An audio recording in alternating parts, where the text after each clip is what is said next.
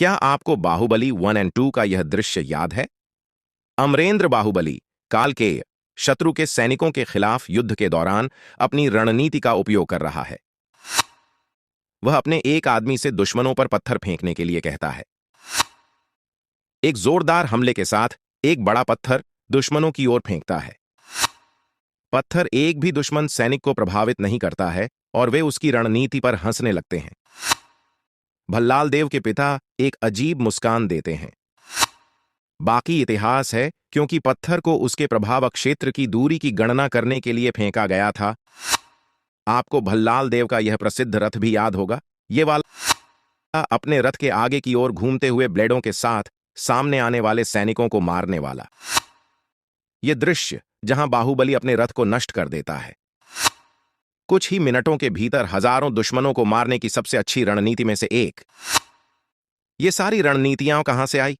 भारत में वैदिक काल 1500-500 ईसा पूर्व के बाद एक शासक था। उन्होंने 544 ईसा पूर्व में एक राजवंश हर्यक राजवंश की स्थापना की। उनका नाम बिंबिसार था। युग को आसानी से समझने के लिए आप सभी को गौतम बुद्ध और महावीर के बारे में अच्छी तरह से पता होना चाहिए। बिंबिसार उनके समकालीन थे। बिंबिसार ने लगभग 62 वर्षों तक मगध में शासन किया। उसके बाद उसका पुत्र हुआ जिसका नाम अजातशत्रु था। अजातशत्रु 460 ईसा पूर्व ने अपने पिता को मार डाला और सिंहासन को जब्त कर लिया। वह हर्यंक राजवंश के सबसे शक्तिशाली और आक्रामक शासकों में से एक थे। उनके कार्यकाल का विवरण नहीं करेंगे। उन्होंने अपनी सेना में 2 अभिनव हथियारों का इस्तेमाल किया। 1. महाशिलाकंटक, एक युद्ध इंजन जिसका उपयोग प्रताप की तरह पत्थर फेंकने के लिए किया गया था, चित्र के अनुसार। 2. रथमूसल, सामूहिक हत्या के लिए चक्र वाला रथ, जैसा चित्र दिया गया है।